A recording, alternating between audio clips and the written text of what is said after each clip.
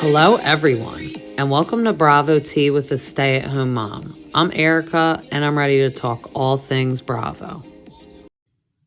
Welcome back, everybody. On this episode, we're going to be recapping Vanderpump Rules and the Valley. But very briefly, I have to say, I just came from Costco. And while I was there, I always think of Crystal Kong Minkoff, who loves her Costco olive oil that we always saw in her kitchen. We will no longer be seeing that woman have Kirkland olive oil on the Real Housewives of Beverly Hills. She was officially fired.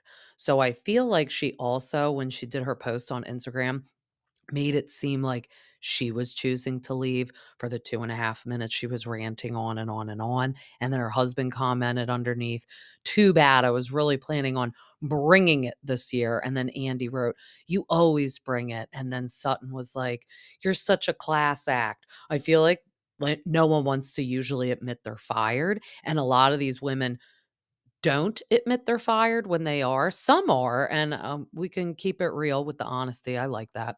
But she would stay on that show if she had the opportunity. We know she has her coconut water line. I don't really know why we never saw it on the show.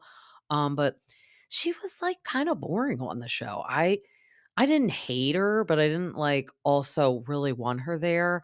I did hear though that we're gonna get Alec Baldwin's wife.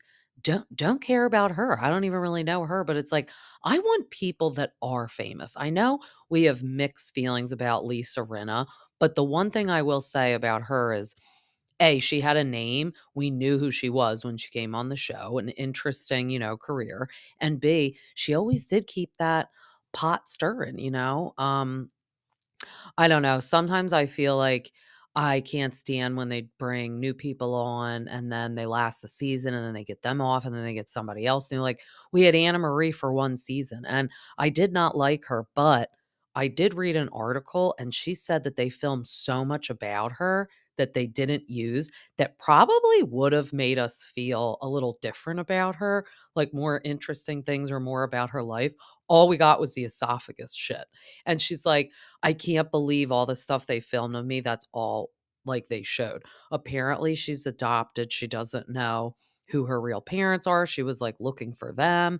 And then her adopted mom got sick with cancer. And I don't know if she passed away while they were filming or she passed away after, but I agree. There was stuff happening in that woman's life. And I would have liked to see the husband a little more because he actually had allegations against him from years ago about some sexual harassment stuff. So I don't know. I mean, maybe when they bring Alec Baldwin's wife on, they'll ask about him shooting that lady in the movie he made. I don't know if anyone will get that ballsy and say it. The producers will be like to somebody like Dorit, like, "Hey, you're not going to stay on this show if you don't ask this question." She'll be like, "All right, let me just FaceTime Bubblish PK, make sure it's okay. Baby love's okay. He's probably in London for 6 weeks, but I just want to make sure everything's okay that I say this on national television in front of Jaggy." Ugh, but yeah, I don't know when we're getting the Real Housewives of Beverly Hills back on, but soon we are going to get New Jersey May 5th because this is the first time in a long time we don't have a Real Housewives franchise airing. It's kind of weird. I mean, I'm busy enough with Vanderpump, The Valley, and Summer House with all the youngins. I feel like I'm just watching a bunch of the youngins. We get no like wives, but we will soon be back in the land of New Jersey to see our ladies. But let's chat about VPR.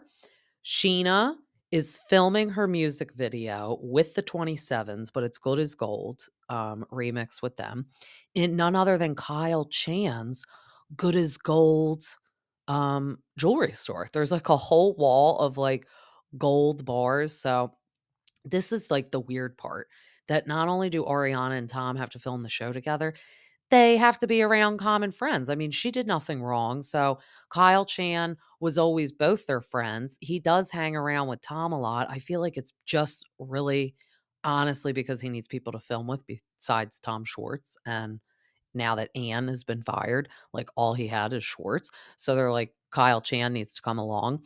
But I'm sure he has nothing against Ariana and she doesn't either. But it's like the more he hangs out with Tom, Ariana probably gets rubbed the wrong way a little bit. Katie backed out and did not show up to be in the music video, but Ariana and LaLa were there.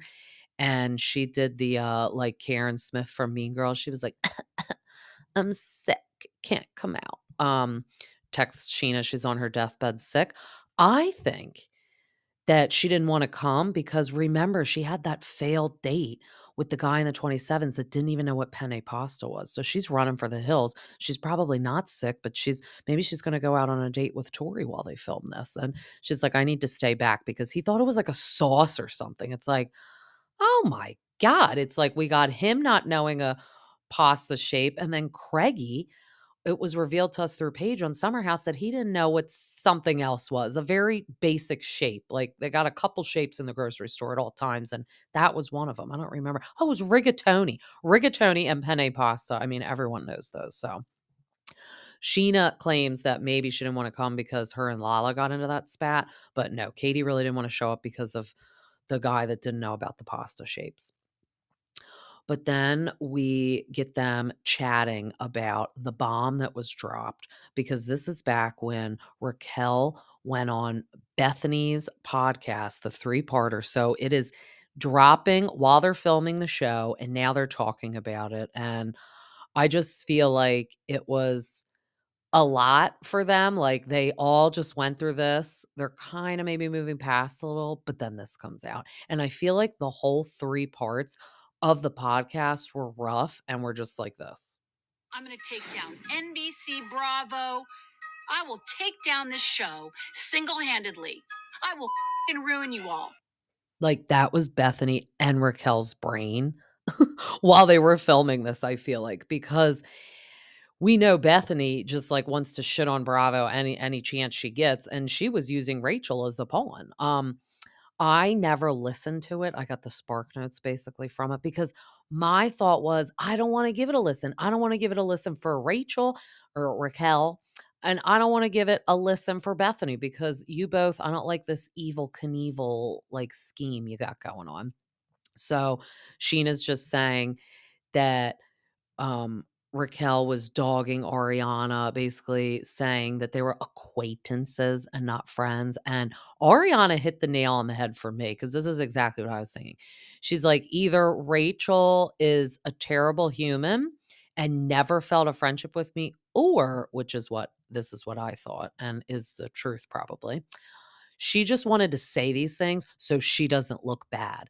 Like, because people are like, "Oh, I can't believe you would do that to one of your closest friends." So, of course, in her brain, she's like, "Oh, well, me and Ariana weren't that close, so it's really not that bad. She's just an acquaintance." It's like, she was not an acquaintance, you a-hole. Like, then they show I love when the producers, because they didn't actually show any recordings or audio from the podcast because they're probably not allowed to use anything new that Raquel does or show new photos of her, and I'm sure they did not even wanna give the time of day to say it was on Bethany's podcast because I love that. They all just kept saying, "The podcast." You know Bethany was, like, throwing shit at the TV because she's probably like, "Finally, my name will be on Bravo again, and everyone is, like, just stalking me and obsessed with me," but they couldn't even give her the time of day to say it was her podcast.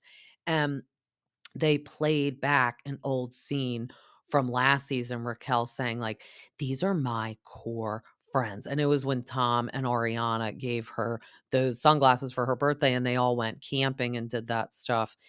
And, yeah, like, I think it is so shitty the avenue she's taking. I think Tom is a terrible person for doing this, but I think Raquel's more terrible because we thought Tom wasn't taking accountability. Huh, she's worse. She's taking 0 accountability and trying to make everyone look like idiots when she's the real idiot. Because then she was leading on saying that she fully paid Scheana for her apartment that she stayed in and that Scheana used her, and it's like, "Why would Scheana use you?" So then Scheana was like, she contributed 1,000 out of, like, $4,300 of my rent.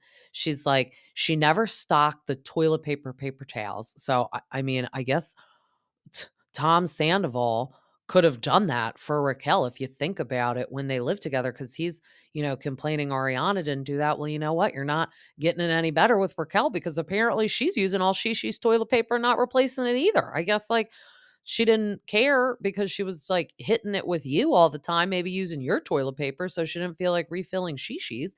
And then Scheana said that she had sex in her bed, and I wonder with who. I think it was that guy that came on Sheena's podcast that was on Shaws of Sunset or some show on Bravo. I can't remember. And then after that whole thing happened, like, it was like, "Oh, don't talk about that." It's like, if you do something bad and you're on TV, we're gonna talk about it. So don't be mad that we're talking about your stupidity. But I feel bad. I like, even for Tom, honestly, about the podcast because I feel like he thinks, we blew up our lives and then you are dogging me now. Like, the fact that she makes it seem like Tom groomed her, I don't think is true. Perhaps he painted a little different picture of like, "Oh, I'm gonna break up with Ariana soon, and this will all be like we can be out in the open and be together." Because people do lie to people like that. Just like Randall, he's telling LaLa, "Oh, I'm in the middle of a separation," when he's like full-fledged married, and was not planning on separating from her. I don't know how he was ever gonna figure that out either, but people do that. I don't consider that grooming. Grooming is like what Charles Manson did to those people to, like, murder them for the goodness of, like, him. That is grooming, honestly. I think Raquel is just trying to take the easy route. Like, I'm not back on the show, so I can just blame everything on Tom because I don't even have to see him. Because if she was back on the show and she was blaming him, it would be called out by him for sure. I always wonder how interesting this would be if she was back on the show because we get the awkwardness between Tom and Ariana. Imagine if she was thrown in the mix. Oh my God, it'd be like even more dramatic. But then we go over to James and Allie's house, and she's like, "James, you have to come in here and listen to the podcast." Still no mention of Bethany, just the podcast. So it was a three-parter too. So each day, I do remember that. It was like released last August. Each day was a different one. So it's like if we can't get the misery over one day, and I mean three, it's like, God, Tom was just locked up in his house probably for those 3 days listening to it.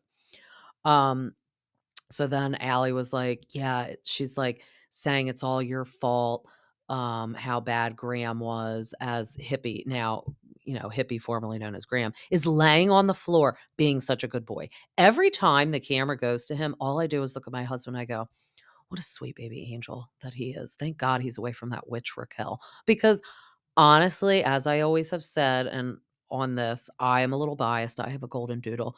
And I know any dog breed, if they're raised badly, could be, mean, but golden doodles are just their temperament is so unlike what she was describing. So the only way I could ever see him being nippy is because he was scared. Because at the end of the day, I'm sure if our dog was put through a lot, even though he's a good boy, he would lash out. So again, like, not only is Raquel not taking accountability, saying, "Yeah, I actually am Ariana's friend and I did a terrible thing and I'm disgusting," she's blaming that the dog bit her mom on James. It's like when James hadn't been with the dog for a couple years. So she needs to just shut up.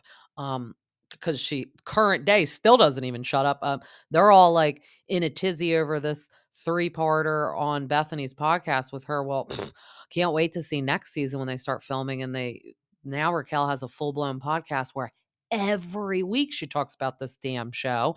And it's just like, girl, get a new bag already. Like, get new material. Like, you're not on the show anymore. Like, these people that go on their podcast, like I listen to LaLa's podcast, she does talk about the show, but not even every episode she does, let alone the whole episode, talks about Vanderpump Rules, and she's on the show.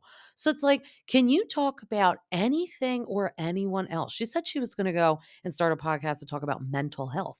All she's done is talk about things that make her mental. Ugh, but James said he was gonna go see Tom at his, practice space with his band because he had asked him if he would open for him at the El Rey, which is a small little spot, but he's like, "It's so well known that, like, maybe I would consider doing it." I thought that was interesting.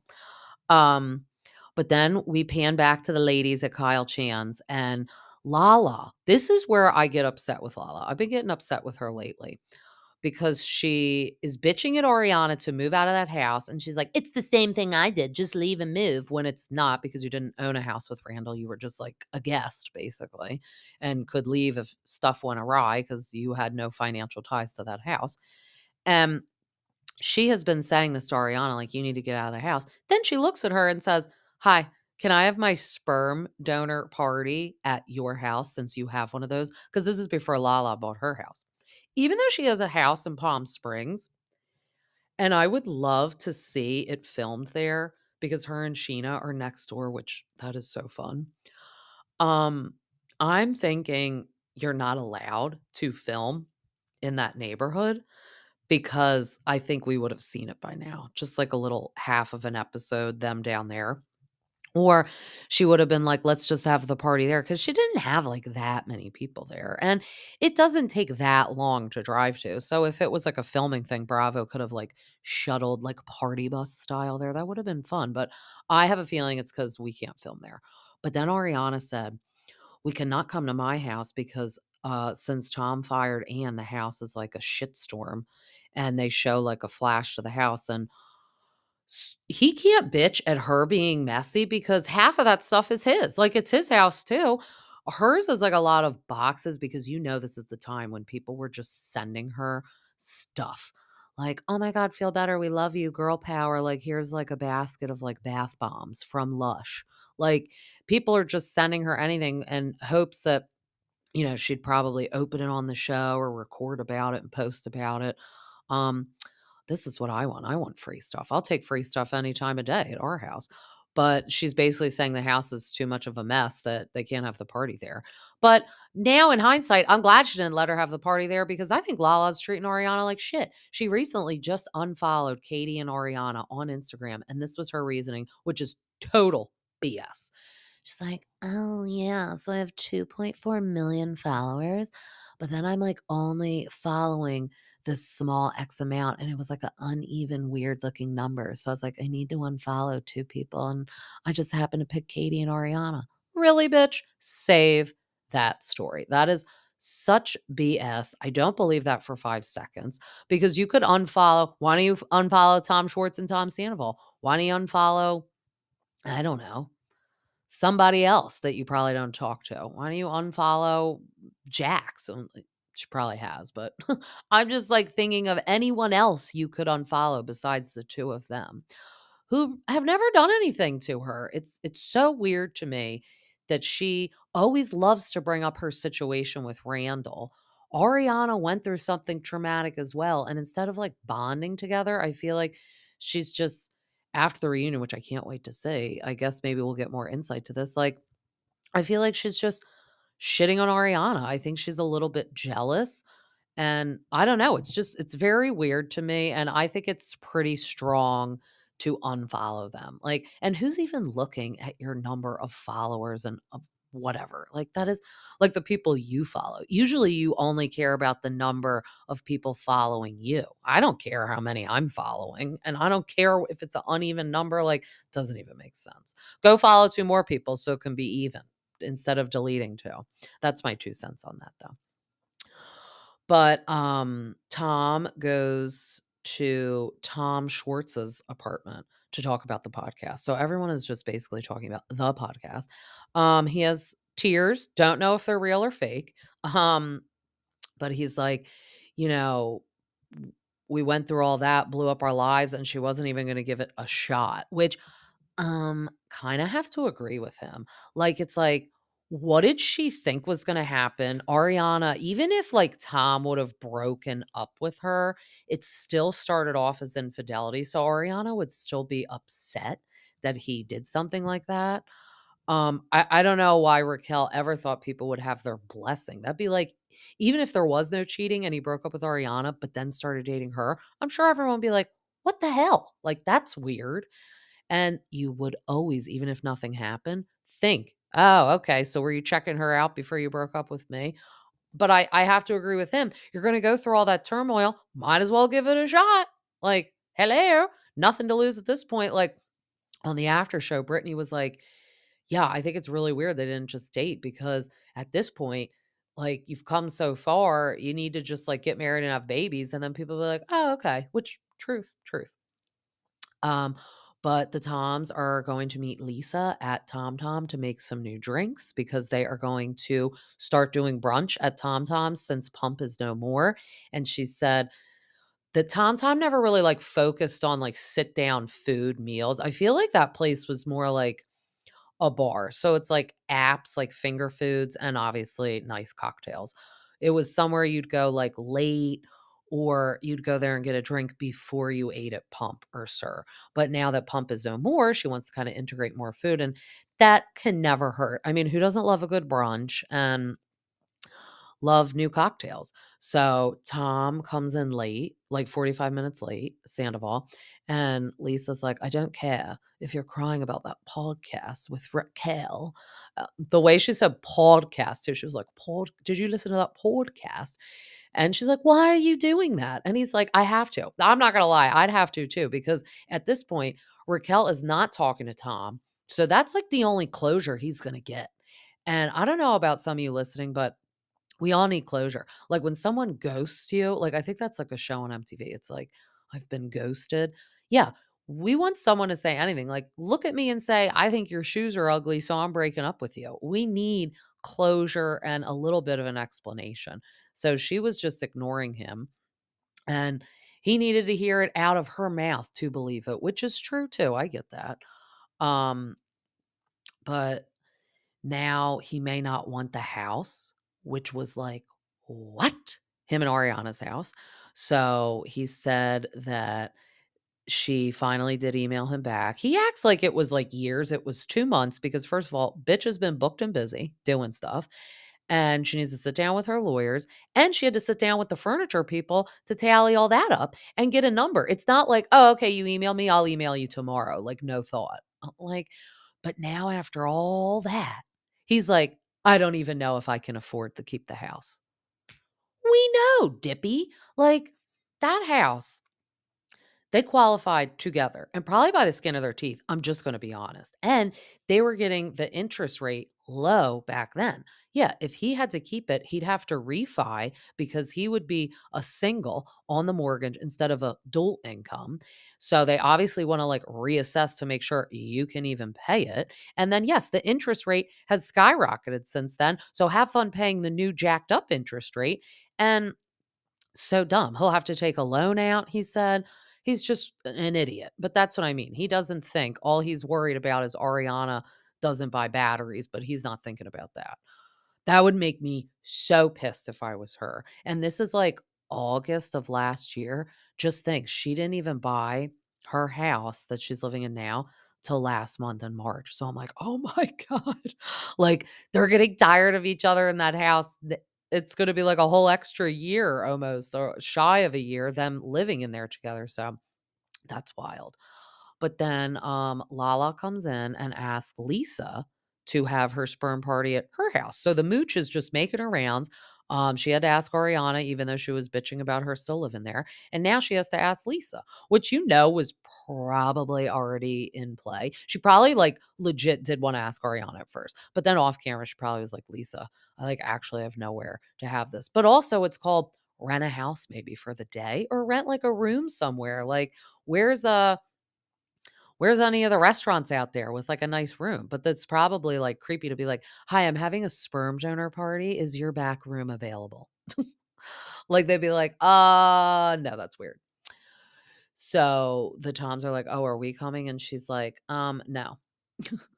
And you can tell Lisa is like not into this. Like she's like, are you really gonna do this? And then she's like weirded out by, like, having a sperm party, which is, that's a little weird.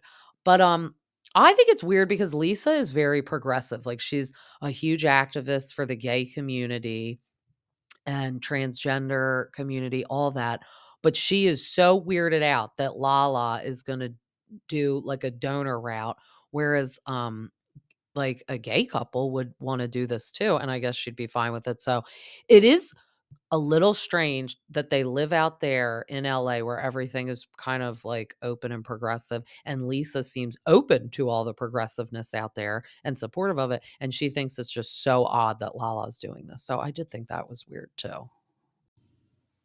So then we get Brock and Shishi coming over to Ariana's hoarder dungeon house. Now, like I said, it's not just her, it's him too, because he fired Anne and now the house looks like hell in a handbag. I mean, there is just shit all over. His shoes are on the dining room table. That is so gross and strange. So that's why I also cannot stand when that evil demon says how much Ariana is a slob. It's like, you're right there with her, buddy. Just because your assistant, who's supposed to be a personal assistant, not a housekeeper, is gone, you're a slob now? Oh, I thought you were so clean. But I love that Sheena's like, let's like declutter because I know that's how I feel better. But then Ariana says to them, now Tom doesn't think he can afford to stay here. So we may be selling the house anyway. And then she's like, in her confessional, she's like, it's really hard being right when you're right all the time. But that is so shitty. Like, this is my thought. His lawyer, I guess they just do whatever because 'cause they're being paid by you, and I'm sure talking to Tom is, like, so annoying, so the lawyer's just like, "Just shut up and I'll write this email, be quiet. Stop calling me." The lawyer should have been like, "Well, I think you need to get, like, pre-approved and all that to see if you can keep the house before we email her and say, Tom wants the house and to buy you out." Yeah, like she said in the after show, "I want to win the lottery," but it's like, not, "Oh, I want this house." It's like, "I can keep this house, so I can buy you out." I totally agree. Yeah, I want to win the lottery also, but it doesn't mean I am. So I also think it's weird that he just willy-nilly sent her a letter saying like, "Oh, I want the house." It's like, "Yeah, but can you keep the house?" And then he bitched how long it took her to email, and he's like, "Oh, well, it just took so long. Now I changed my mind. Dude, I can't afford it. But Scheana was like, "Well, irregardless if you're selling this house or not, we need to declutter it." Because also, if they are gonna sell the house, you need to freaking declutter that house. Like, you think people are gonna come in and wanna look at your shit on the dining room table? She took out a Christmas bag and she's like, "Has this been here since Christmas?" And she's like, "Yes." And she's like, "Oh my god." And then that's when Ariana was like, "Look, if we're gonna sell the house anyway," which means she has to stay in it longer, she's like, "I'm not gonna take all this stuff out, put it away, and then take it all out, just to move." But like I said, this was recorded last August. She bought her house in March, so that's the month of August, and then that's September, October, November, December, January, February, March. 8 months, she was still living like that. It's like, I think you can put it away, girl. Even if I was only there for 2 months, I'd have to put it all away. But 8 months, you're just like, "Oh, well, we're just not gonna put anything away in this house until we leave." No. Hoarders buried alive. But I thought it was very nice that Brock and Shishi came over to help her do that. James goes to Tom's band practice. So all I'm also thinking is you can't afford to keep that house because you're spending money paying all these professional like musicians, like studio musicians. They're not cheap, let alone they want to be paid because you think they don't want to play these shows and hear your cat scratch voice. They're just studio musicians, so they're just going to do their gig and get their money. And the band is big. So not only is he paying them, he's paying for the studio practice area, and then he's paying for like the shows, like the performance aspect. And like we know, he was doing like 2 for ones when the whole scandal came out. So I think this is like the time when like a lot of people aren't coming to these shows. So he's definitely spending all his money doing this, which is why he cannot keep the house. And then he starts singing. I'm like, "Oh my God." His voice isn't like the worst voice I've ever heard, but it's also like the same voice for every song he does. And it's like, you're doing covers. Can you change the tone of your voice to kind of like match? But whatever. So James comes to see the band practice and then they kind of talk about the podcast. And Tom's just like, "I feel used and I just feel like I'm being thrown away like trash, even though I am trash because I acted like trash." And then James and Tom are getting into it a little bit. James is like, "Yeah, did you hear the part where she said she was still in love with me and that's why she hooked up with you?" And Tom was like, "Oh, yeah. Well, did you hear she said that she was going to tell you to stop drinking because she thought you couldn't We love each other. And James is like, no, you guys never loved each other. It was just a F fest for 6 months. And then Tom's like, no, I would like hang out with her for like 5 hours. And even though we were sleeping together in that 5 hours, like we like hung out and talked about stuff too. It's like, he's like, well, whatever, Tom, you're a liar. And he's like, no, I'm not. It's like, yes, you are. Like, what do you mean you lied to all your friends and your partner of 9 years and hid an affair for like 6 or 9 months? It's like, "What do you mean you're not a liar?" I don't understand when he was like, "I'm not a liar." It's like, "Yes, you are. You, like, literally lived a double life for so long." And then James is like, "Well, whatever. I just came to tell you that I'm not opening for your stupid band because 'cause I'm so above all this and everybody sucks and I'm leaving." And he brought the dog too. And then they're, like, walking off, and Tom's like, "Yeah, whatever. Go press some buttons on your laptop." And he's like, "Oh, what was that? Say it to my face." And he's like, "Yeah, you heard me." And I think it is so rich now because, we see that James DJ'd at the Neon Carnival in Coachella, and he's gonna be doing some cruise, and he's gonna be DJing at Coach, and he's just been, like, doing a lot of, like, appearances at, performance centers, and it's so funny that Tom is kinda, like, making fun of him, and then it's like he's doing all this, and then better yet, it's like, "Tom, you're saying, 'Oh, just go press some buttons.' You're just singing other people's songs, like, how hard is that? You're basically doing glorified karaoke with, like, paid musicians behind you. Like, it's not like you've poured your heart and soul and wrote these lyrics and you're on tour, like, you're like, some famous band, like, so goofy and delusional. Him and Raquel are both so delusional that I could have seen them with each other because of how delusional they are. Ugh, but that was so funny when they were getting into it. LaLa has her sperm donor party. We see like her mom, her assistant, her brothers there, everyone else. So Allie is stirring the pot just a little bit with Katie, which I feel like she doesn't even realize she's doing. She's like, "Oh yeah, like LaLa said that at paintball that you were like really miserable." And Katie's like, "Oh, she said that? Okay." Then sips her wine. She's like, "Okay, I'll pull that out of my back pocket later." But, yeah, they pick LaLa's donor, which that is the donor that she picked, and then she's like, "So we'll, like, inseminate me in, like, November, December, so hopefully I'll be" or no, "Inseminate me, and then hopefully I'll be pregnant by November, December, and then I'll be, like, walking around with, like, a baby bump by summer," and it's so funny, that's the exact timeline that all that happened, so she is pregnant with the baby bump, and she'll be due in, like, August or September. Bless her soul too. I was never like pregnant, like super pregnant in the summer. It has to be a bitch to be like 8 or 9 months pregnant in like the heat of August. It's just you're uncomfortable anyway. Like I was March and April, I was hot and uncomfortable at that point, couldn't even imagine August. So bless her soul. Hopefully she gets that fan ready and fans herself because also in this week of the valley, they said the valley is like really hot because it's like a dip. I don't know. It was weird. That's how Zach, the friend with the toupee, described it, that it's just like burning hot. And Jesse was like, that's why I'll never live in the valley. It's too hot. It's like, okay, that's weird. Um, but Tom Schwartz comes over to the hoarder hut and he's seeing the new assistant Craig. So I feel like Tom just wants to pay people to like make his coffee and clean up after him because the assistant, which is like a friend, he kind of worked at Schwartz and Sandy's for a little bit, is just like making him tea and bringing it to him. And is like, is this why you have an assistant? Because like someone like Ariana needs assistant because she's booked and busy and has like things to do. Not like, oh, can you just like clean and pick up my shoes that are on the dining room table and, like, make me tea. Like, weird. And can you talk to my ex-girlfriend for me? That's honestly why he needs and wants an assistant. He doesn't wanna pay an attorney to do it. An attorney probably wouldn't even do it.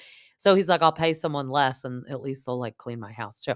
Honestly, him and Ariana just need to split a housekeeper, like a cleaning lady. I don't know. Very weird. But, he's like, "I could keep the house if," and then Tom's like, "Don't say it." He's like, "If I had a roommate." He's like, "No." And he's like, "Not that I wanna do it, but what would my part be?" And he's like, "You'd have to pay $6,000 a month." And I'm like, "Oh my god." Like, and then how much would you be paying? And then he's like, "No, I pay like $4,500 now. I could never pay 6 and have no equity in it," which is smart. Thank God Schwartz is getting smart finally.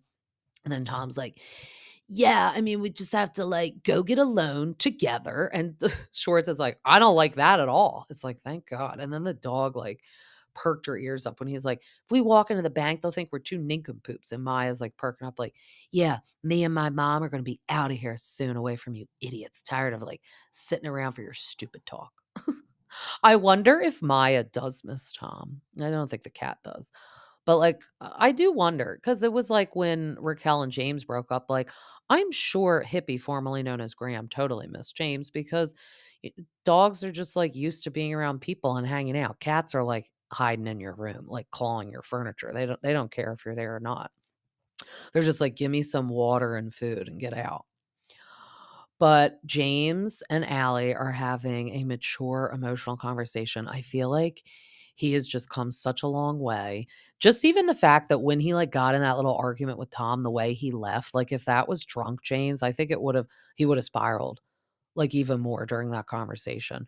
But he was like, "Yeah, I can definitely see, like, marriage and babies in our future," and Allie's like, "Yeah, I could see babies in our future." She's like, "But I will say, like, some of my friends are like, 'Oh, I've just been put on this earth to be a mom, and I wanna be a mom,' and she's like, 'I've just never felt that way, that, like, that's just completely my purpose, and I don't have a Pinterest board of, like, my future wedding and all that," and then James starts getting upset because he's like, I don't wanna do what I did with Raquel. Spent 5 years with her, which I was like, "Oh my god, I can't believe it was that long."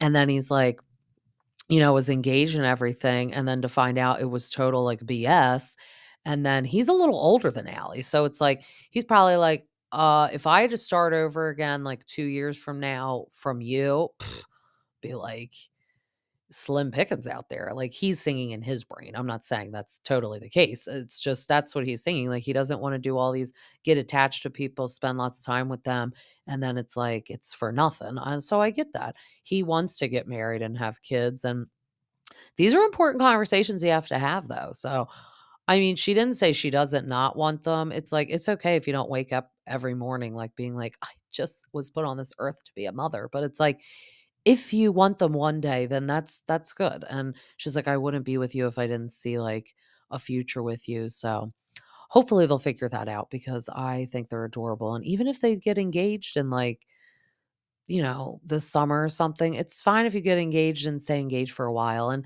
you can wait to have kids. You could get married and be married for, like, 5 years and then have kids. Like, it's like, I really like them together, though, so I appreciated the vulnerability, though, from James and being honest. So we get everyone going to Tom Tom for the first brunch ever. James apologizes quickly to Tom about the other day, about the rehearsal space, and he's like, "I'm sorry for, like, going off," and Tom's like, "Yeah, I'm sorry too, man, ugh."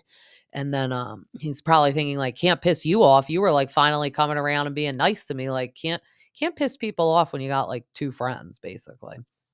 So that was mature also, that's what I mean, I feel like old James would have never done that, but he came there to DJ, so he wanted to be respectful and just be like, I'm sorry, I feel like emotions were high for everyone listening to that podcast because she was shitting on, like, mainly it was Ariana, Scheana, Tom, and James. She was totally bad-mouthing them, saying how terrible they are, or downplaying relationships of, like, her and Scheana and Ariana, so everyone was definitely upset over all that. LaLa says to Schwartz, "You look like dad bod Ken with the blonde hair." I am not liking the blonde hair, it, like, literally is flush with his face, but now I've been thinking about it, I think Joe did that to make sure he didn't get picked up at that singles night mixer. Like, she's probably like, I need to ruin your hair. Because since I recorded the last episode, she went on Raquel's podcast. No, I did not listen to it, but she said that that night she was upset at the singles thing because he told her, "I'm gonna wear a red wristband that says, like, 'No, don't approach me. I'm kind of taken,'" basically by her, and I'm just going to wingman for Tom. So then when she got there and he had a red bracelet or a green bracelet on and then was making out with a girl, she was upset. I now do feel bad for Joe. I'm now intrigued to see her at the reunion. At first, I was like, oh my God, why is she at the reunion? But now I'm like, no, I want to know all the lies he was telling her because that's what I think. I think he was like, "Oh, I just have to do this for the show," but, like, "I love you, Joseph, Joseph." And he's a tricky one. He's evil, but he's so kind that we don't see him as like a Sandoval where the evilness is just he wears it on his shoulder. Schwartz hides his evilness, in my opinion. Like, he knows he was playing Joe, but he just didn't care. I mean, look what he did to Katie, and they were, like, living together and married and all that. So I don't like the hair. LaLa and Katie are kind of talking about their like tiff that they're having. And LaLa's like, well, like, I didn't say you were miserable because she told LaLa, oh, Allie told me you said that I'm miserable. And she's like, I didn't say that verbatim. And then Sheena's like, nope, she didn't say that. And then they roll the footage. She didn't. She said unhappy. Kinda like ish the same thing, but miserable is more harsh of a word. So, yeah, she said she's unhappy, but Katie's like, "I'm not unhappy." So, I don't know why you're saying that. And then she's like, "Well, I just feel like you and Ariana have gotten close, so I just don't know my place in your life anymore." And it's like, that is the stupidest shit she is saying. Like, you can tell Lala is just, like, a lot. Like, she wants you to, like, focus so much on her, but she'll tell you, like, "Oh, I don't have time to focus on you. I have a baby, so I can't focus on you, but please don't all your time on me." So Scheana said that. I've just noticed getting closer with Lala, she's the type that needs you to check in on her and stuff, and Katie's like, I'm the one with all the time in the world. You're the one that, like, doesn't have any time. So, good for Katie for saying that, and that was, like, so pathetic, Scheana saying that, like, "Oh, Lala just needs you to check in on her." Why? I mean, I'm just gonna go on a rant for a second. When I do listen to her podcast, because she is entertaining, she's funny, but her assistant sucks her ass. I'm sorry, she does. I think her mom is a little, like, babying of her, and her brother kinda kisses her ass too because he's basically been giving a job by her. So she is surrounding herself, and then the Gusbands. I feel like they are, like, really there being her friend, but also, like, look at the freeloading they get to do, stay in her Palm Springs house and do all that, and I'm sure she wants to share that with them because 'cause they're close, but I feel like she's just, like, has people right around her that are, like, blowing smoke up her ass a little, so it's like, "Katie, if you're not doing that, she's gonna be upset with you," which I don't agree with, but I thought that was a little stupid. It's like, "Oh, I need you to check in on me. Just because you're single, you have time. I don't have time, I have a baby." Very goofy. Um Katie was just like, "I think you're just really defensive against me, and I feel like you're soft, but with people that you don't need to be soft with, like, example, Joe." So it's like, "Lala, I don't think Katie's gonna be checking in on you while you're having hot dogs with Joe. Just think about that for a second, let that marinate." Um, but then Lala's like, "Let's just get back to what it used to be," even though now current day she's unfollowing Katie and Ariana, so that's really stupid, and Katie came to her gender reveal party. So I think that's even more stupid she unfollowed Katie. She's just very I don't know. She's hot and cold. She'll probably blame it she'll be like, "I unfollowed you guys because of my baby hormones. You can't yell at me because I need you to check in on me and see how I'm doing, okay?" I don't know. I know I'm shit talking her a little, but that's just like kind of how I feel. It's like she's very like do as I say, not as I do. Like she wants Katie to be all nice to her, but then like the week before she's kind of yelling at Katie and then going to get hot dogs with Joe, which is insulting to Katie and Oriana cuz Joe knew about Raquel and is playing dumb. She's like, "Oh, I thought they were broken up." It's like, what on earth gave you that idea? Because since she said that, there's been so many people posting clips of like Ariana, Joe, and Raquel going to see Tom and his Most Extras band. And they're all in the front, like singing and having fun. Now, Joe, if Tom and Ariana were broken up, do you think Ariana would be at that show cheering him on? No, I don't think so. Okay. Thank you. But then she goes over to use the bathroom and runs into the Toms. This is the second time she's tried to go to the bathroom in a Lisa Vanderpump establishment and stumbled across Tom. Um, he was getting ready to tell Schwartz, like, "Oh, if you don't wanna, like, move into this house, like, my realtor can find us, like, another house." And he's like, "Oh, shh, be quiet. Sheena's coming over." It's like, "Okay, you're the only one talking, but sure, we'll be quiet." So then Sheena's like, "Yeah, how have you been the past couple days? You know that podcast?" Everyone has to ask him, like, "How's that podcast treating you?" "Not well, bitch," to quote Dorinda Medley. Like, I don't think he's gonna be well after listening to that. Were you? Um, so he's like, "Yeah, I just think it's, like, pretty terrible how she's saying everything, and it makes me, upset." And she's like, "Yeah, it made me upset too. That's why I wrote a song about it." And he's like, "Oh, like, about the affair?" And she's like, "Yeah. So one of the lyrics is, you had a Ferrari and then you went to a Jetta or something." And then Schwartz is like, "Yeah, I mean, it could be interpreted however you want, but it doesn't help. Rachel literally used to drive a Jetta." So I'm like, "Oh, shit." Ha ha, laugh, funny. He did not think it was funny, though. He's like, "Why is everyone cashing in on my misery?" Even though when he was yelling at James and they were having that argument, he had a shirt that said "dipped out." So it's like, okay, you're starting to cash in on your affair, which is actually extra insulting because you did it. That was when he was like, "Yeah, just like she dipped out. She dipped out, bro." When he said that to Lisa, and she's like, "What's dipped out mean?" Even though we know she didn't dip out, she dipped out onto his penis. But he stormed off. He had to go get his handbag, of course, like his 2 purses he brings everywhere with him, and he left. He's like, "Keep cashing in on my misery, Scheana." And she's like, "Well, I will. Thank you very much." Oh, it is a little weird that they all are, like, mad almost at Ariana. They're like, "Oh, she's doing just fine." It's like, "So are you, and so are you, LaLa, 'cause you've bought in the most stuff in a whole year because of this." Like, Lala bought a house in Palm Springs. She said contribute, like, obviously savings, but a lot contributed to the Send It to Daryl merch, which was from the affair. And then now, like, just what, 2 months ago, she bought a house in the Valley. So it's like, and so did Sheena. So it's like, okay, all of this is, you're reaping benefit from it too. So God forbid Ariana reaps the most benefit because she's the one that it actually happened to her. But we're going to take a little break and then we are going to recap the Valley. Every season, we see the Bravoleberties getting glow ups, and we want one too. Look no further than Danyo Plastic Surgery for invasive and non invasive treatments. I just recently had a VI peel from there, and I cannot wait for my results. I'm also going to get my sunspots all taken care of after summertime with their IPL laser.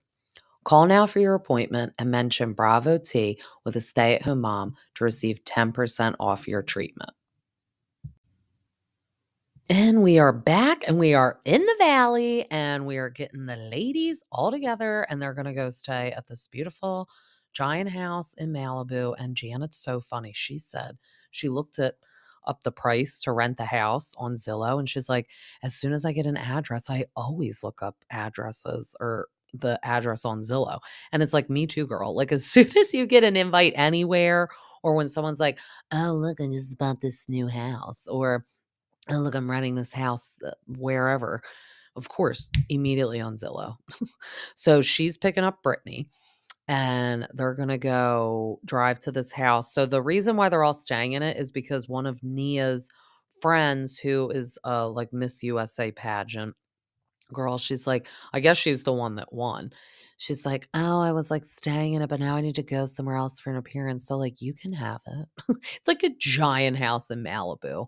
But I guess the rental, still had a couple days. So she's like, I'm not gonna like let it just sit there, give it to a friend. And that was interesting because it's like, I would think Bravo would just pay for it, but that's fine. That's the storyline we're going with, that they're gonna mooch off of the Miss USA. There's a lot of mooching, like LaLa in the previous episode, what I was talking about, mooching to find people's houses. Now they're mooching to go stay in this house, but Brittany doesn't care. She is ready to go. Ready to party. So Jax is like getting bothered by how much fun Brittany likes to have. So she's like, he can just be like negative. And I'm like a happy, positive person. So like, I'll just have to get away from him. So I think what is bothering him though is like drinks a lot. And Jana even said in her confessional, she's like, yeah, I'm getting a little concerned how lit Brittany likes to get, but she is married to Jax Taylor. But then it made me remember, like, remember back on Vanderpump Rules when she had like some ulcer and it was literally from her drinking too much. And the doctor was like, I think you need to like stop drinking. And they were like on a vacation in Mexico, like all of them filming Vanderpump Rules. And like she was drinking, and Jax was like, can you like stop? And because that was like, I want to say they had already gotten married or they were about to get married and they wanted to have kids right away. And he's like, I think you need to like chill and like let your body be like normal. I'm gonna say just from not personally knowing her and being on the outside, I think she drinks a lot too. And it's not even like she has like a lot of cocktails. She's like always taking shots of tequila. It makes me like vomit in my mouth when I see how many shots she takes, and that's a lot. So I feel like she's doing that and then maybe like drinking drinks too. But it's like if you would sit there and have like two drinks versus she's taken like 8 shots, it's like, yeah, of course you're gonna be, like, blacked out, and I'm not. Because like, my drink has, like, 1 or 2 shots in it mixed with a bunch of other stuff, and I don't know, whenever I see how many shots she does, I am like, "That's a lot, girl." But then they, also show Jax leaf blowing the yard and him plunging the sink. I'm like, "Ew." So, you can tell he, like, gets, like, on a cleaning spree probably, and, I don't know why the sink was that clogged. That was really gross. He's like, "Did you guys really need to use, like, every bowl in this house to make that cake?" And then I was like, "What cake were they making, and why is the sink clogged? Like, are they pouring the cake down it?" That was gross. Um, but then on the way to Malibu, Brittany is just kinda opening up to Janet about, like, her and Jax kind of fighting about the drinking, and then it shows the scene that I kinda, like, mentioned on the last one. Um, he's, like, kinda getting on Brittany's case because I guess she's, like, vomiting and, like, getting sick from being hungover, which also is like, yeah, how many times are you doing that? Like, we all sometimes get a little too much or, like, it's more like I feel like when you're at that point, like if you go somewhere, like you're on a trip or like if you go to a wedding, but it's like, I don't know why you're just like going out and always getting like that. Like that's a little much. Um, so he's like, well, enough's enough. And then they show him holding Cruz and he's like, you want another child? Act like a effing mother. And it's like, not only should he not be talking to her like that, but the baby is right in their face. So he definitely shouldn't be talking like that with the kid there. But I mean, he has a point. He's just totally delivering it wrong, like being disrespectful and stuff. But I feel like that's the only way he knows how to communicate. Um, I don't know. It does just seem like she's drinking a lot, and I think it's because she feels unhappy, and that's sad, but you're not making like, if you wanna be, like, with Jax and have him, like, wanna be with you, that's driving a wedge further away. I'm not saying it's, like, all her fault, but I'm just saying, yeah, you need to, realize you can't be acting like that and vomiting all the next day. I mean, that's, like, a little much. But all the ladies are arriving at the house, and then, um, Kristen comes in last. I feel like she's just, like, a lot. Like, she's, like, that friend that, like, always is, like, kinda, like, dramatic. Like, she's like, "Oh, I was, like, sick the whole way here," and then Carter is like, "Oh, maybe you're pregnant." I still might be pregnant. Please don't have a kid because we don't need more of you around. Alright, that was Michelle saying that in her confessional, and that was pretty harsh, but kinda funny because we are still seeing them come off of their fight. We know current day they are not friends because I said it before that on an Instagram story Michelle put up, it was like, "Ask me questions," and it said like, "Are you and Kristen still friends?" And she's like, "Nope." So, it was a little harsh she said that, but I also feel like the producers spliced it that way also, but yeah, Kristen's just, like, coming in, just like, "Oh, ma," And, then they go outside and the ladies are doing like a sip and paint, and Nia is opening up and just saying she's having some postpartum depression. So she's like, I didn't really have this the first time, but now with the twins, like I'm kind of having it. And that has to be a lot. Like when I look at them, I'm like, holy cow, they got three under three and they're all in like a condo or apartment. Like that's a lot. Danny is so wonderful and hands-on, but also, like, they work and then they're filming the show and the babies are, like, 7 or 8 weeks old. That's a lot, and, uh, I only breastfed 1 at a time. Like, I'm sure having twins, like, we see her, she's always pumping the boobies. She has to, like, pump it all out and save it and freeze it and put it in the fridge and whatnot. But then Kristen, to, lighten the mood because we all find it so strange coming out of her mouth, she says that she's an empath, which means you're, like, very empathetic of people, and everyone's like, probably not," and she's like, "I only like positivity," and then they show producers always doing her dirty, showing all these clips of her being kinda, like, crazy and not empathetic, and, yeah, I thought that was funny. But then they show all the guys at Jax's for a little pool action, little barbecue.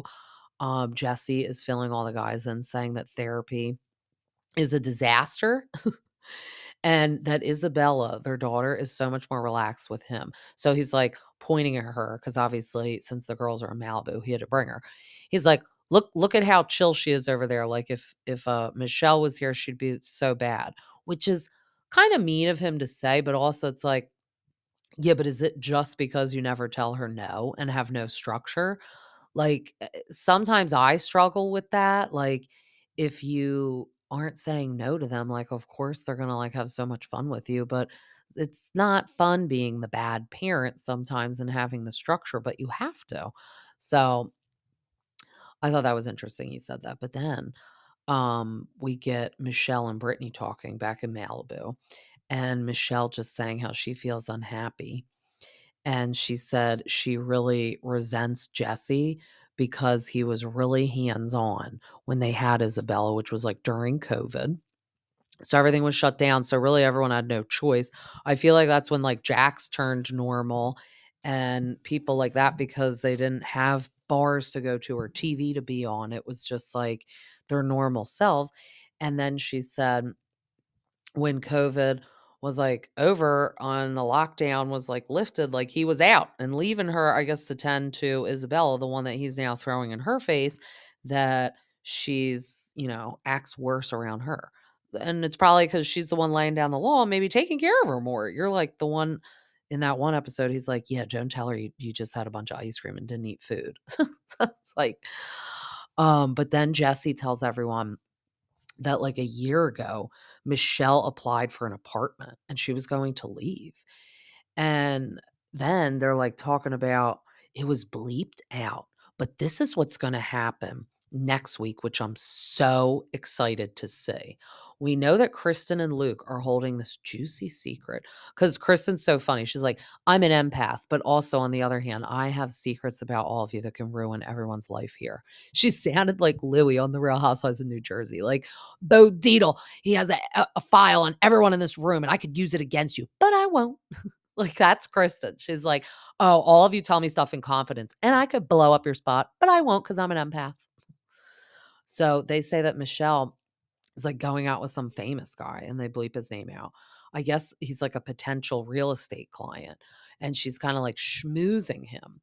So, I guess they, like, always meet up, though, which is weird because it's kinda like, "Do you wanna buy this house or not?" Like, I'm not going to, like, dinners alone with you all the time because now this is just turning into dates.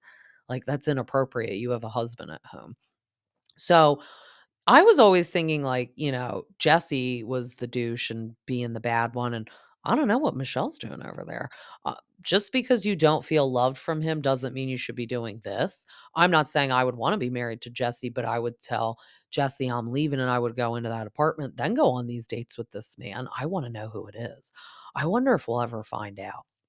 Like, I don't think we'll find out on the show since obviously they're going to the lengths of bleeping it out and crossing it off. So they had subtitles, so that was blacked out, and then they were bleeping it out in the voice. I wanna know. I hope somebody uncovers it. I'm not really good with lip reading when it's too fast either, so I'll have to watch it again and slow the lips down and see. But I can't wait for Luke to drop that secret bomb. Like, tell it now, Luke. I don't know if it's gonna be like she was like seen making out with this guy. I don't know what it's gonna be. Um, Remember in, like, the trailer, it was like, "Oh, you're sending sexy photos," and Jax was telling her that, and they like it was so dumb. They made it look like, which I never believed for 1 second, that she was sending sexy photos to Jax. It's like, no, Jesse is like his own version of Jax at home. She doesn't need that. So, I guess she's sending sexy photos to whoever this dude is, and then Luke is gonna drop a bomb, though, of something besides that? I don't know. I don't know. Um but then we get the girls again, they're having like girls' night. This is exactly what we all want when we're older in life as girls or like moms. This looked so cute. Like PJs, wine, gossiping about their marriage. They were doing a little marriage like gossip game. And it was a sex game. So we had a sex game on Summer House last week, which didn't turn out well. Lindsay's giving Carl a 2.5. And then Brittany, it was like, "When was the last time you had sex?" And she's like, "A month and a half ago." And Janet, the pregnant one's like, "I just had sex like a couple nights ago." And then Nia said, like, they got 3 little babies, 3 under 3, and they're still having sex. So they can't, Brittany and Jax can't blame it on having, he just turned 3. So back then he was like 2, but it's like, or 2 and a half. You can't blame having a 2 or 2.5-year-old, and that's why you don't have sex because he goes to sleep. He goes in his room or, like, he goes to school. I think he goes to preschool, um, or I don't know. I just thought that was weird. He does sleep, so it's like that's when you gotta get it on when he's sleeping. Nap time, bedtime, whatever time. But Nia leaves because Danny calls her and says the AC is broken and the babies are just becoming a lot. I love Danny, and I do love him a little later in the episode when he's comforting Nia, but I didn't like that. I don't know if she was never planning on staying because the babies are so little, but I also feel like she was in her pajamas ready to stay, and he's like, "Hi, come home." What is she gonna do? Fix the air conditioner? Like, you live in an apartment, and that's why you live in an apartment because you don't wanna fix air conditioners at a home, and someone should be fixing it.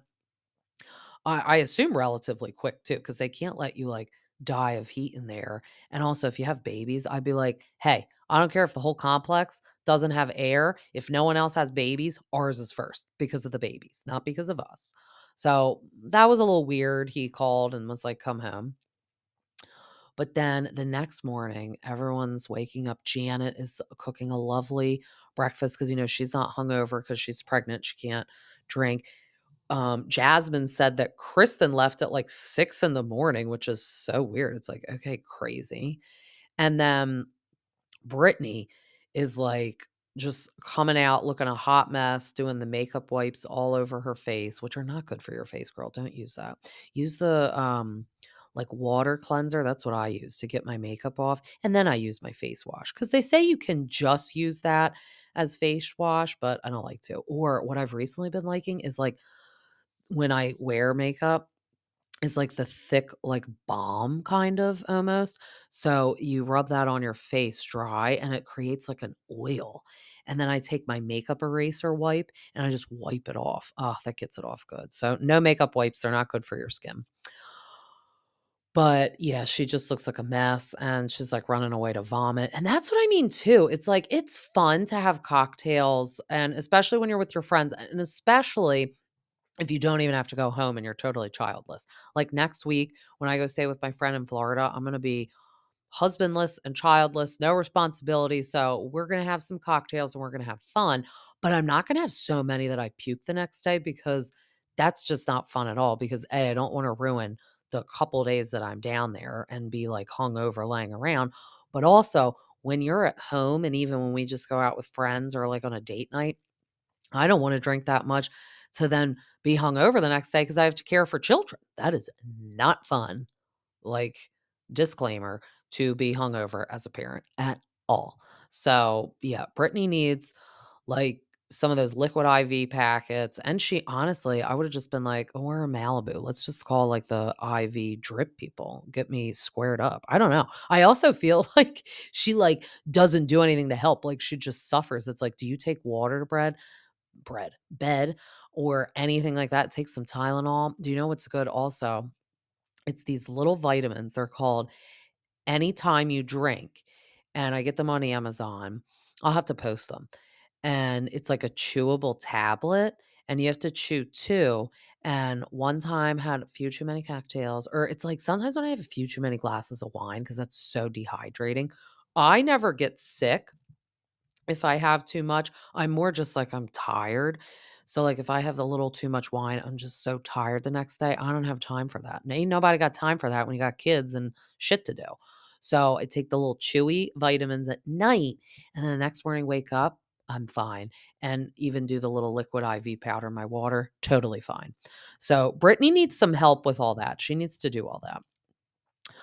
But, Nia is telling Danny about her postpartum, like, baby, kinda she's like, "I thought it was some baby blues, but I think this is actually, like, I'm, like, having functioning depression," which is sad.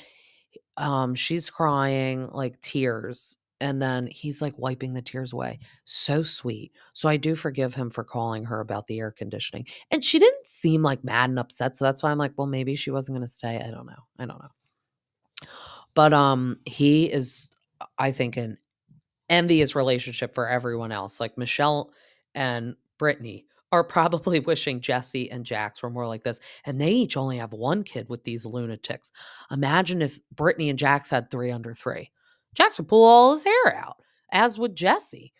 So, I did love seeing her open up to Danny, and I love the relationship, and he's just so helpful, except it was funny at the end, he's like, they're, like, doting over the, like, twin that was just, like, breastfeeding on Nia, and he's like, "Oh, wait, which one is this?" Because 'Cause they're still so little, it probably is hard to tell them apart, but that's funny.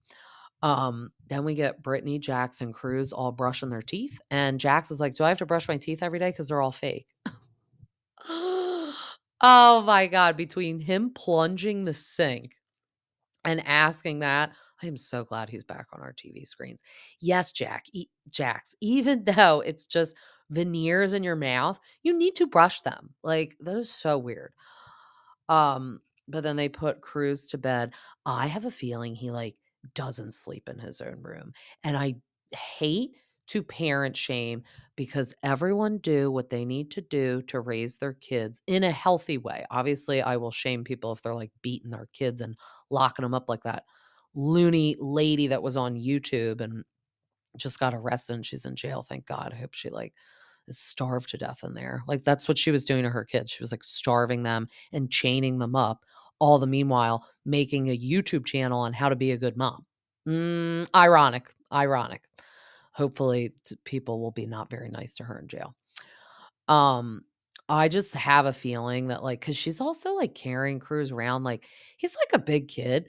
I think he needs to walk. Like, she's, like, carrying around, putting him in a crib. He looks like he actually should be having the side off of that crib, but I think they maybe have it up because he probably gets out of bed. Because I bet he sleeps in their bed. That's just my 2 cents in my opinion and thought. I bet he escapes out and they put him in the bed just so they can sleep, and maybe that's why they're not having any sexy time. But then they go on their very comfy couch with their candle lit, and she's like, "I feel much better because I just vomited all day." And he's like, "Yeah, I mean, you need to, like, stop doing that to yourself. It's just, like, too much." And she's like, "I, like, vomited in a bag and, like, left it outside. I vomited in the car." That is so freaking gross. I feel so bad for Janet driving that car home, and Brittany's vomiting in a bag in the car, like, "Bleh."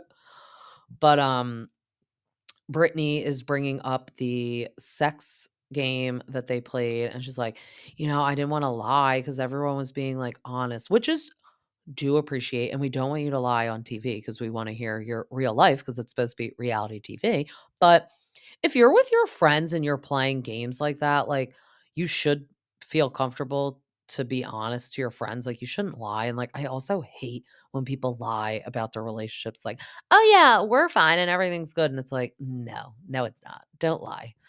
Um, so she said, "We need sexy time. I need, like, words of affirmation." She's like, "Because Michelle was telling me the rough time her and Jesse are having, and I don't wanna be like that." So, it's kinda weird now, though, like, we're seeing the show air. Jax and Brittany are separated now. They weren't fighting in the show, though. Like, this is before they were really fighting, or at least we had knowledge to the fighting, or it didn't get that bad. This is them just, like, struggling with some intimacy issues, which is normal for people to go through, like, stuff like that, and Jax is like, "I'm sorry, I know, I'm, like, tired, and, like, I'm busy, and blah, blah, blah," and I mean, he's older, but my husband's even older than Jackson, like, we find time for all of that stuff, so no excuse. She's like, "My mom's still here." So good old Sherry's still there with the frosted lipstick and the kitten heels from Kentucky. So have her stay with Cruz and take Brittany to dinner. I just find that odd too. It's like, okay, whatever. Put the sex aside. It's like, you're not even going out on dates, like, and also, like, find a babysitter. It's just really weird to me because Brittany wants to go out, so it's not like a Scheana where she's like, "I don't wanna find a babysitter," like, Brittany is at this point gonna, like, have Kristen Doty come over, which I'm sure Kristen wouldn't mind, like, if you're that desperate and you live somewhere where you have no family, I'm sure your friends wouldn't mind doing it once in a while, and he's, like, the age where, like, he's okay, or, like, you like, "Hey, how about we bring you over to, like, Jesse and Michelle's house, and then Jesse and Michelle, when you guys wanna go on a date, bring Isabella here." Like, if really everyone's stuck for a babysitter.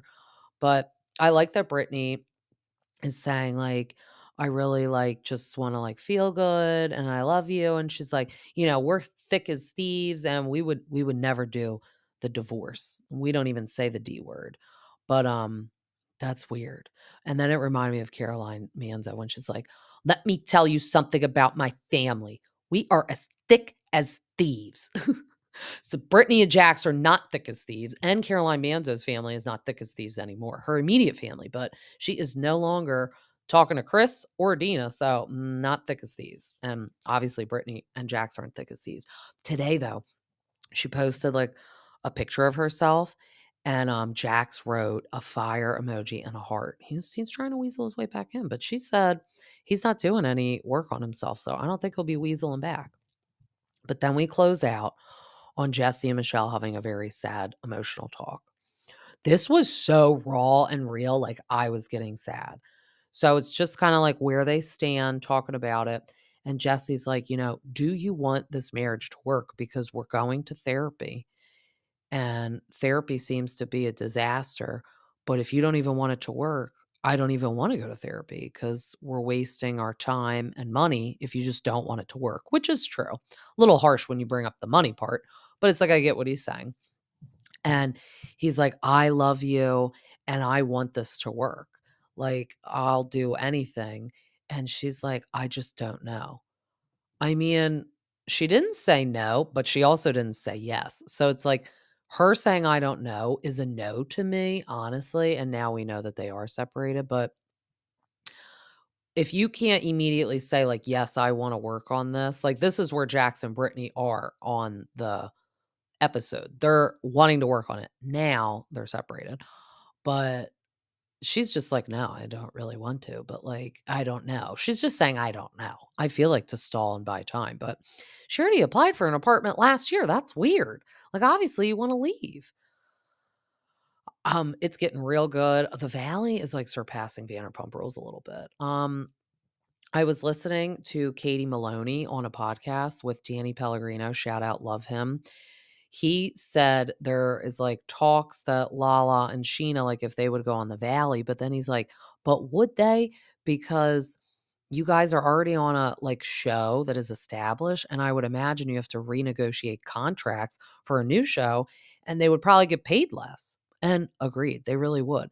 And honestly, I like the cast we have. I like Vanderpump Rules, and I like the Valley. I get it though, Scheana and LaLa bought houses in the Valley, and they have kids, so it's like we could see them on the Valley, but it's like, no, because like, I could tell Lala's not friends with any of these people. Scheana actually is, but it's like, no, I don't want you there. Just stay over there. Stay in your lane. I do like the appearances though. Like we're gonna get Jax next week on Vanderpump Rules and Brittany as well. And LaLa and Scheana were at the first episode of The Valley. So I like that. I will like appearances. I don't know if I want dramatic changes to the shows yet though. So I love all of the gossip that we are getting this week. I feel like it was a big week of like lots of news headlines and Bravo. And I feel like Vanderpump Rules and The Valley are good. We're getting close to the reunion. I'm not sure how many episodes we have left of Vanderpump Rules, but now I'm getting excited to see because of all the behind the scenes of like LaLa unfollowing Ariana and Katie. We'll see how they all act at the reunion, what Joe says at the reunion. I'm excited.